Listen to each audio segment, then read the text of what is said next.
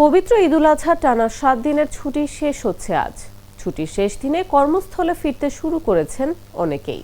ফলে রাজধানীর সড়কে বেড়েছে গণপরিবহন ও ব্যক্তিগত গাড়ির চলাচল। দেখা গেছে গত কয়েকদিনের তুলনায় সড়কে যানবাহনের সংখ্যা উল্লেখযোগ্যভাবে বেড়েছে।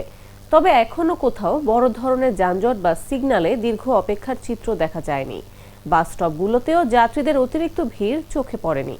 পরিবহন শ্রমিকরা জানান, ঈদের ছুটির সময় যাত্রীর সংখ্যা কম থাকলেও ধীরে ধীরে রাজধানীতে মানুষ ফিরতে শুরু করেছে।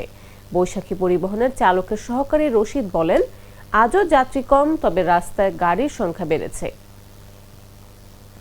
রাবেয়া পরিবহনের এই বাসটি